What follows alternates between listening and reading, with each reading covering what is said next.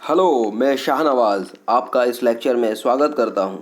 और आज हम शुरू करने वाले हैं एक नया चैप्टर जिसका नाम है मोशन इन अ प्लेन। इसके प्रीवियस हमने जो चैप्टर देखा वो था motion in a straight line. Definitely हमने प्रीवियस चैप्टर में जो कॉन्सेप्ट्स देखे वो वन डायमेंशनल मोशन के बारे में देखे। इस चैप्टर में हम जो डिस्कस करेंगे वो टू डायमेंशनल मोशन के बारे में डिस्कस करेंगे। और सबसे इम्पॉर्टेंट थिंग कि यहाँ पर हम वेक्टर्स के बारे में डीप स्टडी करेंगे। वेक्टर्स की पोजीशंस के बारे में, वेक्टर्स की अलग अलग कैरेक्टरिस्टिक्स के बारे में, वेक्टर्स के टाइप्स के बारे में हम लोग यहाँ पर डिस्कस करने वाले हैं। तो बहुत ही इम्पॉर्टेंट चैप्टर है। इसके भी काफ़ी सारे पार्ट्स आने वाले हैं, काफ़ी सारे मॉड्यूल्स आने वाले हैं। So definitely one by one आपको बहुत सारी चीज़ें क्लियर होती जाएगी। सो इस चैप्टर की शुरुआत कर रहे हैं हम पोजीशन वेक्टर से। इस पार्ट 1 लेक्चर में आज हम पढ़ने वाले हैं पोजीशन वेक्टर के बारे में। जैसा नाम से ही क्लियर हो रहा है, पोजीशन इट मीन्स कि अगर हम किसी पर्टिकुलर ऑब्जेक्ट की लोकेशन को डिफाइन करना चाह रहे हैं, जैसा कि हम कंसिडर करते हैं हमारा सारा की सारा जो 3 डायमेंशनल एक्सिस है, इट मीन्स कि हमारा जो सराउंडिंग इन्वायरमेंट है उसे हम 3 डायमेंशनल एक्सिस के फॉर्म में डिफाइन करते हैं। ठीक है, तो ये 3 डायमेंशनल एक्सिस बेसिकली डिफाइन करते हैं हमारे सराउंडिंग इन्वायरमेंट को। अब इस सराउंडिंग इन्वायरमेंट में अगर कोई बॉडी मोशन में है या कोई पर्टिकुलर पार्टिकल किसी टाइप के मोशन में है या किसी पर्टिकुलर स्टेशनरी पोजीशन में है और हम पता करना चाहते हैं कि वो पार्टिकल एक्चुअल में कहाँ पर लाई कर रहा है, तो उस पार्टिकल की पोजीशन को, उसकी लोकेशन को हम एक स्पेसिफिक कोऑर्डिनेट से डिफाइन करते हैं। कोऑर्डिनेट्स होते हैं बेसिकली इन 3 रेफरेंस एक्सिस के रिस्पेक्ट में किसी पर्टिकुलर पार्टिकल की पोजीशन। ठीक है, ये किस तरह से डिफाइन होते हैं, जैसा अभी आप देख पा रहे हैं इस एग्जांपल में सामने आपको एक पिक्चर नज़र आ रही है।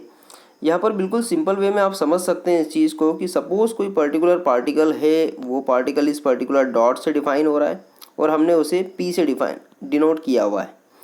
सपोज़ हम पता करना चाहते हैं कि इस पर्टिकुलर पार्टिकल पी की लोकेशन क्या है, इसकी पोजीशन क्या है। तो हम क्या करेंगे, इस पर्टिकुलर पार्टिकल से एक परपेंडिकुलर ड्रॉप करेंगे, पर्टिकुलर सस्पेंड करेंगे इस एक्स वाई प्लेन में। ठीक है, एक्स वाई प्लेन में जिस पर्टिकुलर पोजीशन पर ये परपेंडिकुलर ड्रॉप होगा, ठीक है, ये बेसिकली हम इसे प्रोजेक्शन भी बोल सकते हैं इस पॉइंट पी का। अगर मैं कहूँ कि this is a P dash is a projection of point P, तो ये जो प्रोजेक्शन पी डैश है, इस पी डैश की position with respect to Y axis and X axis क्या है, with respect to X axis and Y axis क्या है, वो यहाँ पर रिस्पेक्टिव जो इसकी वैल्यू होगी उससे डिफाइन होगा, रिस्पेक्टिव वैल्यू से डिफाइन होगा। ठीक है, अगेन हम देख सकते हैं कि बेसिकली ओरिजिन से लेकर यहाँ तक की जो भी वैल्यू होगी, ठीक है, वो डिफाइन हो रही है एक्स से, ठीक है, वैल्यू एक्स से। जबकि अगर मैं बात कर रहा हूँ वाई की, सो वाई पोजीशन इट मीन्स कि ओरिजिन से लेकर ये पोजीशन जो है दिस वन, वो डिफाइन हो रही है इस पर्टिकुलर लाइन से। ठीक है, वो है वाई। तो यहाँ पर इस तरह से हमें पी डैश जो प्रोजेक्शन है उसकी वैल्यू या उसकी location with respect to X axis और वाई एक्सिस यहाँ पर इस तरह से मिल जाती है। एक बार और देखना चाहेंगे अगर आप, तो इसको और ध्यान से देखिए। सपोज़ आप इस पार्टिकल P की पोजीशन को डिफाइन करना चाहते हैं, तो आपने क्या किया, यहाँ से पार्टिकल P के लिए, ये क्योंकि पार्टिकल P 3 डायमेंशनल इन्वायरमेंट में लाई कर रहा है, तो 3 डायमेंशनल इन्वायरमेंट में लाई करता हुआ ये पार्टिकल P, आप सपोज़ इससे एक परपेंडिकुलर सस्पेंड करेंगे। परपेंडिकुलर सस्पेंड जब हमने किया तो डेफिनेटली वो जिस प्लेन में आया उस प्लेन के रेफरेंस एक्सिस की अगर हम बात करें तो जैसा हमें यहाँ पर नज़र आ रहा है वो है एक्स एक्सिस और वाई एक्सिस। यस, ये हो गए इसके रेफरेंस एक्सिस इस पर्टिकुलर प्लेन के। तो डेफिनेटली ये जो प्लेन कहलाएगा ये कहलाएगा एक्स वाई प्लेन। इस प्लेन को हम कहेंगे this is X Y plane. ठीक है, ये एक्स वाई प्लेन हो गया। अब इस एक्स वाई प्लेन में अगर हम थोड़ा सा और एनालिसिस करें, पार्टिकल P जो इसका प्रोजेक्शन कहला रहा है P डैश, इस P डैश की पोजीशन क्या है with respect to X axis and Y axis. तो हम क्या करेंगे, इस P डैश से परपेंडिकुलर ड्रॉ करेंगे एक्स एक्सिस के लिए और वाई एक्सिस के लिए। और हम देखेंगे कि ये जो इंटरसेक्शन है ये इस ओरिजिन ओ से कितनी दूरी पर है, इस ओरिजिन ओ से कितनी दूरी पर है। तो डेफिनेटली हम यहाँ से यहाँ तक की जो वैल्यू होगी वो डेफिनेटली क्या होगी, x होगी, इसके पैरेलल वैल्यू होगी x। तो मैं बोल सकता हूँ कि बेसिकली ये भी इसकी पैरेलल लाइन क्या होगी, x, ठीक है। और इसी तरह से अगर मैं y की बात करूँ तो ये जो y एक्सिस है, इस y एक्सिस पर ओरिजिन से लगाकर यहाँ तक की वैल्यू कितनी होगी, देखिए हम अलग कलर से थोड़ा देखते हैं इसको। ये ओरिजिन से लगाकर यहाँ तक की वैल्यू कितनी होगी, तो डेफिनेटली ये कहलाएगा y एक्सिस पर वैल्यू, और y एक्सिस के पैरेलल ये जो लाइन है ये डिफाइन करेगी y कोऑर्डिनेट की वैल्यू को। तो इस तरह से आप देख सकते हैं कि यहाँ पर हम इस पी डैश की position with respect to x axis and y axis निकाल चुके हैं। हाँ, अब एक्चुअल में हम पी डैश की वैल्यू नहीं निकाल रहे हैं, हम निकाल रहे हैं p की लोकेशन। अब p की लोकेशन, तो p तो बेसिकली एक्स वाई प्लेन में लाई नहीं कर रहा है, ये तो बेसिकली 3 डायमेंशनल इन्वायरमेंट में लाई कर रहा है। तो यहाँ पर एक एक्सिस और है z एक्सिस, जिसके रिस्पेक्ट में वैल्यू हम कैसे कैलकुलेट करेंगे, तो डेफिनेटली यहाँ से इसकी वैल्यू जो होगी with respect to z axis, जब हम इससे परपेंडिकुलर ड्रॉ करेंगे तो ये जो वैल्यू होगी, इट मीन्स कि इस ओरिजिन से लगाकर, इस ओरिजिन से आप देख सकते हैं इस तरह से ओरिजिन से लगाकर यहाँ तक जो वैल्यू होगी वो कहलाएगी z। सो डेफिनेटली इसके पैरेलल जो वैल्यू आ गई ये आ गई z। अब मैं कह सकता हूँ कि बेसिकली पार्टिकल P जो है इसकी location in terms of x coordinate, y coordinate and z coordinate हमने कैलकुलेट कर ली। तो इस तरह से हम कोई पार्टिकल, किसी भी बॉडी की पोजीशन, उसकी लोकेशन इस सराउंडिंग एनवायरनमेंट में जो कि 3 डायमेंशनल एक्सिस से डिफाइन है, यहाँ पर हम x कोऑर्डिनेट, y कोऑर्डिनेट और z कोऑर्डिनेट से डिफाइन कर सकते हैं। अब यहाँ पर बात होती है पोजीशन वेक्टर की। तो सबसे पहले हम वेक्टर वर्ड की बात करें। वेक्टर, आपको याद आ रहा होगा प्रीवियस चैप्टर में हमने वेक्टर और स्केलर के लिए एक लेक्चर देखा था, जिसमें हमने बात की थी कि बेसिकली वेक्टर क्या होते हैं और स्केलर क्या होते हैं। तो आउट ऑफ दैट आपको याद आ रहा होगा, उसमें हमने बताया था कि वेक्टर वो क्वांटिटीज़ होती हैं जिसमें मैग्नीट्यूड भी होता है, जिसमें मैग्नीट्यूड भी होता है और डायरेक्शन भी होती है। मैग्नीट्यूड भी होता है और डायरेक्शन भी होती है, यस। तो मैग्नीट्यूड एंड डायरेक्शन दोनों जिसमें होती है वो कहलाता है आपका वेक्टर। अब अगर हम किसी पर्टिकुलर बॉडी की पोजीशन को डिफाइन करना चाहते हैं तो हम उसकी पोजीशन जो है किसी पर्टिकुलर पॉइंट के रेफरेंस में ये बताएंगे कि वो बॉडी उस पर्टिकुलर पॉइंट से कितनी दूरी पर है, कितनी दूरी पर है और किस डायरेक्शन में है, यस, कितनी दूरी पर है और किस डायरेक्शन में है। तो जब हम उसकी दूरी, उसकी डिस्टेंस कैलकुलेट करेंगे तो वो हो जाएगी इसकी मैग्नीट्यूड वैल्यू, और जब हम उसकी डायरेक्शन बताएंगे तो डेफिनेटली वो हो जाएगी उसकी डायरेक्शन वैल्यू। तो यहाँ पर सपोज पॉइंट P की अगर मैं बात करूँ तो पॉइंट P जो है, अगर मैं कैलकुलेट करना चाह रहा हूँ कि this point P is basically what is the location of this particular point P, ठीक है। ये पर्टिकुलर पॉइंट P ओरिजिन से कितनी दूरी पर है, ये जो ओरिजिन O है इससे कितनी दूरी पर है, या इस ओरिजिन O के रिस्पेक्ट में ये पॉइंट P की लोकेशन क्या है, पोजीशन क्या है। तो हम क्या करेंगे, इस पोजीशन O से, ठीक है, O is also a position, its origin basically. तो यहाँ से एक लाइन ड्रॉ करेंगे पॉइंट P की तरफ, लाइन ड्रॉ करेंगे पॉइंट P की तरफ, ठीक है, लाइन ड्रॉ की। और लाइन ड्रॉ करते वक्त ये जो पॉइंट P होगा और ये जो पॉइंट O है, इन दोनों के बीच का जो डिस्टेंस होगा वो डिफाइन करेगा इसकी मैग्नीट्यूड वैल्यू को, इसकी मैग्नीट्यूड वैल्यू को। और ये जो वेक्टर बना है, अब ये हमारा जो वेक्टर है जो बेसिकली डिफाइन हो रहा है OP से, ठीक है, दिस OP की जो डायरेक्शन होगी with respect to this horizontal plane, ये जो हॉरिजॉन्टल प्लेन बना हुआ है, इस हॉरिजॉन्टल प्लेन से जो इसका एंगल होगा, इस हॉरिजॉन्टल प्लेन से इसका जो एंगल होगा, ठीक है, वो कहलाएगा बेसिकली थीटा। तो नॉर्मली हम यहाँ पर हॉरिजॉन्टल प्लेन कंसिडर ना करते हुए हम कंसिडर करते हैं यहाँ पर हॉरिजॉन्टल एक्सिस, ठीक है। तो एंगल बेसिकली एक्सिस से ही मेज़र किया जाता है नॉर्मली। तो यहाँ पर हम कंसिडर करेंगे, हमारे पास हॉरिजॉन्टल एक्सिस है फिलहाल वाई एक्सिस। तो यहाँ पर इस वाई एक्सिस से इसका एंगल कितना होगा तो हम बात करेंगे वो थीटा। तो इस तरह से एंगल डिफाइन करके आपने इसकी डायरेक्शन भी डिफाइन कर दी कि भाई वाई एक्सिस से इतनी पर्टिकुलर एंगल पर और ओरिजिन से इतनी डिस्टेंस पर ये पॉइंट P मौजूद है। तो डेफिनेटली ये जो वेक्टर होगा जो इसे डिफ़ाइन कर रहा होगा उसे हम डिफ़ाइन करेंगे किस तरह से, उसकी इनिशियल पोजीशन और उसकी फाइनल पोजीशन। आप देख सकते हैं यहाँ पर इसकी इनिशियल पोजीशन कौन है, ओ, फाइनल पोजीशन है पी। कैसे पता लगाया हमने कि इनिशियल पोजीशन कौन सी है और फाइनल पोजीशन कौन सी है? तो बड़ा सिंपल है, जो ऑब्जेक्ट है वो इस ओरिजिन से चलता हुआ कहाँ पहुँचा, पॉइंट पी पर, और इस पॉइंट पी की लोकेशन आप पता लगा रहे हैं with respect two O.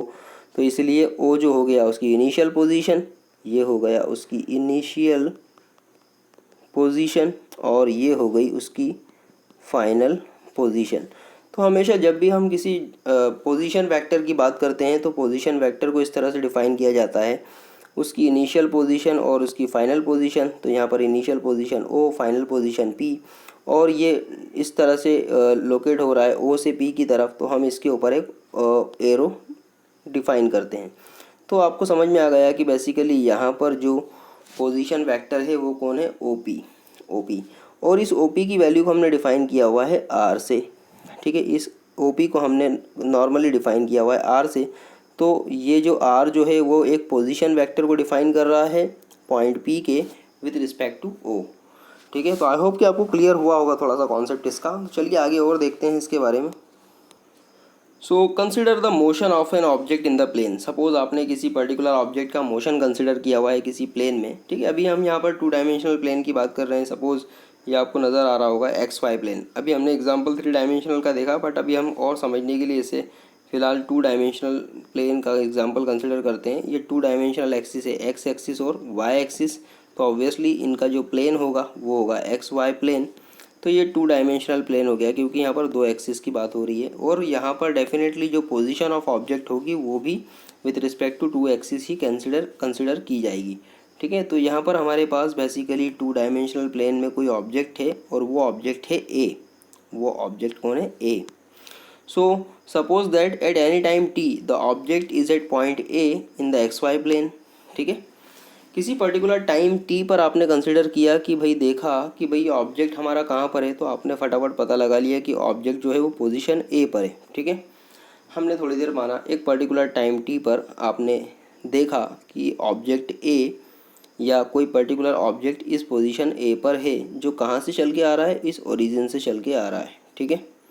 So if we draw an arrow with its tail at the point O called the origin and arrow head at the A, तो हम इसकी पोजीशन पता लगाने के लिए क्या करेंगे, यहाँ से एक एरो ड्रॉ करेंगे, ठीक है। तो हम इसकी पोजीशन पता लगाने के लिए क्या करेंगे, इस ओरिजिन ओ से एक एरो ड्रॉ करेंगे इस तरह से, जो कहाँ जाएगा, ओ से ए की तरफ, ठीक है। तो डेफिनेटली ये जो ओ ए होगा ये क्या डिफ़ाइन करेगा, पोजीशन वेक्टर। और पोजीशन वेक्टर को डिफ़ाइन करने के लिए हम बनाएंगे इसके ऊपर एक एरो, ठीक है। सो ये जो पोजीशन वेक्टर है इसका जो टेल है, ये जो एरो है, ठीक है, इस एरो का 2 पॉइंट होते हैं, 2 सिरे होते हैं। देखिए जहाँ से शुरू होता है ये शुरू होता है, तो बेसिकली ये कहलाता है इसका टेल, और आगे जो इसका टिप होता है ये कहलाता है इसका हेड। तो हमेशा हेड जो होगा वो फाइनल पोजीशन की तरफ होगा, आपको ये हमेशा याद रखना है। हेड जो होगा वो हमेशा कहाँ होगा, फाइनल पोजीशन की तरफ। और ओ जो टेल होगा, इसका टेल वो होगा इसकी इनिशियल पोजीशन की तरफ। तो फाइनल पोजीशन की तरफ टेल होगा और इनिशियल पोजीशन की तरफ कौन होगा, सॉरी, फाइनल पोजीशन की तरफ इसका हेड होगा और इनिशियल पोजीशन की तरफ इसका टेल होगा। So then the vector O A is called the position vector of the object. तो ये जो वेक्टर ओ ए है उसे हम क्या कहेंगे, position vector of the object.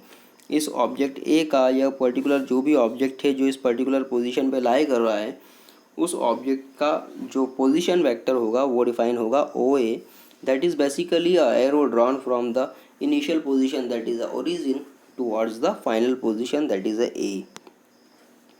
So the position vector OA of the object at a point A provides the 2 kinds of information. Definitely 2 information provide कर रहा है हमें.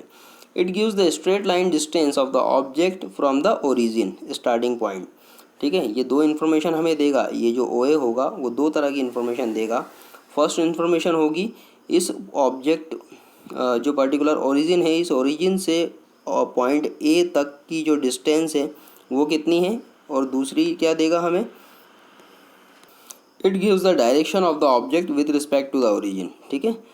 इस ओरिजिन के रिस्पेक्ट में इस ए की डायरेक्शन क्या है, ए की डायरेक्शन क्या है, तो डायरेक्शन हमेशा हम एंगल से मेज़र करेंगे, ठीक है। ये जो एंगल होगा इस एंगल से इसकी डायरेक्शन मेज़र की जाएगी, जैसा भी हमने डिस्कस किया थोड़ी देर पहले।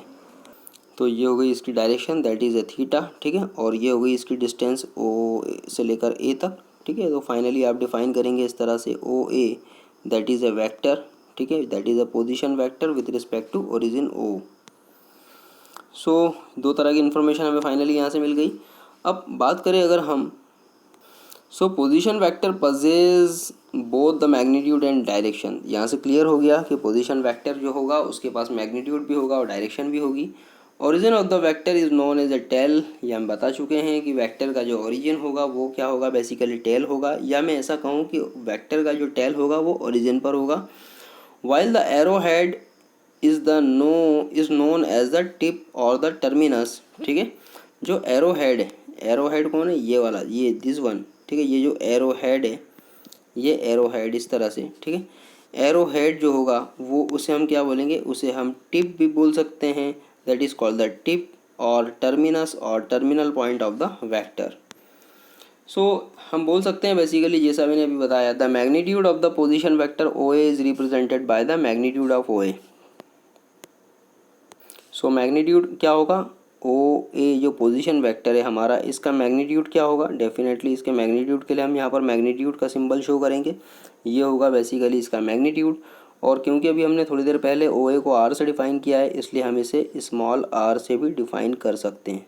हाँ, जब भी हम पोजीशन वेक्टर को डिफाइन कर रहे होंगे तो यहाँ पर हम हमेशा पोजीशन वेक्टर को इस तरह से, वो जो उसका बेसिकली नाम होगा, जैसे यहाँ पर ओ ए से डिफ़ाइन किया है या आर से डिफ़ाइन किया है, उसके ऊपर एक इस तरह से एरो से डिफ़ाइन करेंगे, जैसा कि आप देख रहे हैं। या इसके अलावा अगर आप एरो नहीं भी लिखते हैं तो अगर आप उस पर्टिकुलर सिंबल को, जैसे सपोज हमने आर कंसिडर किया, तो उस आर को अगर आप बोल्ड में लिख रहे हैं विदाउट एरो, तो भी आप उसे बेसिकली एक तरह का वेक्टर ही कंसिडर करेंगे। तो दो तरह की रिप्रेजेंटेशन है, या तो आप क्या करें, सिंपल जो नॉमिनेशन आपने दिया है वो लिखें, उसके ऊपर एरो लगाएं, या फिर एरो अगर नहीं लगा रहे हैं तो उस पर्टिकुलर लेटर को आप बोल्ड से शो कर दें, बोल्ड लेटर से शो कर दें, ठीक है। तो ये होगा एक कंप्लीट वेक्टर। अब उस वेक्टर का अगर मैग्नीट्यूड डिफाइन करना है, मतलब यहाँ पर आपको सिर्फ और सिर्फ उसकी वैल्यू डिफाइन करनी है, तो आप क्या करेंगे, उसे बेसिकली इस तरह से लिखेंगे ओ ए, और उसके आसपास मैग्नीट्यूड का सिंबल शो करेंगे, मैग्नीट्यूड का सिंबल शो करेंगे, ठीक है। तो ये हो जाएगा magnitude value of the vector. इस तरह से हम कर सकते हैं, जैसा मैंने अभी थोड़ी देर पहले लिखा ओ ए, ठीक है, ये हो गई मैग्नीट्यूड वैल्यू। या फिर इस तरह से आर, ये हो गई मैग्नीट्यूड वैल्यू, या फिर simply R, non bold, bold नहीं लिखना, सिंपल आर लिख दें आप, तो भी क्या होगा, ये मैग्नीट्यूड वैल्यू को डिफाइन करेगा, ठीक है। सो ओ ए इस तरह से लिखें या आर लिखें, स्मॉल आर लिखें, length of the vector O A को ये डिफाइन करेगा, वेक्टर की लेंथ को डिफाइन करेगा, ठीक है। और लेंथ कहाँ से मेज़र होगी, लेंथ हमेशा मेज़र होगी इसके ओरिजिन से फाइनल पॉइंट की तरफ, इनिशियल पॉइंट से फाइनल पॉइंट की तरफ, जो भी डिस्टेंस होगी इसकी वो कहलाएगी इसकी लेंथ। सो आई होप कि आपको समझ में आया होगा। काफ़ी सिंपल सा लेक्चर था पोजीशन वेक्टर के बारे में। इट मीन्स कि सिर्फ पोजीशन वेक्टर को डिफाइन करना था हमें, कि how a particular position of an object will be defined in a 3-dimensional axis or the 2-dimensional axis, ठीक है, in respect with the help of the vector. So position vector is nothing, it's just only the location. It is basically define the location of any object with respect to the origin in the form of the coordinates, respective coordinates, ठीक है। अगर 2-dimensional axis में है तो 2 coordinates से define होगा x y only, अगर 3-dimensional axis में है तो 3 coordinates से डिफाइन होगा। सो आई होप कि आपको आज का लेक्चर समझ में आया होगा। काफ़ी सिंपल सा लेक्चर था, इसे एटलीस्ट 2 से 3 बार ज़रूर देखिएगा, आपके सारे डाउट्स, आपके कॉन्सेप्ट डाउट्स भी क्लियर होंगे और कॉन्सेप्ट्स और ज़्यादा मजबूत होंगे। Thank you, thanks again. और आपने अगर अभी तक इस चैनल को सब्सक्राइब नहीं किया तो प्लीज़ आपको जो सामने फेस आइकॉन दिख रहा है इस पर क्लिक कीजिए और इस चैनल को सब्सक्राइब ज़रूर कीजिए, ताकि हमारे आने वाले फर्दर जो लेक्चर्स हैं आप तक जल्द से जल्द पहुंच सकें। Thank you, thanks again and take care.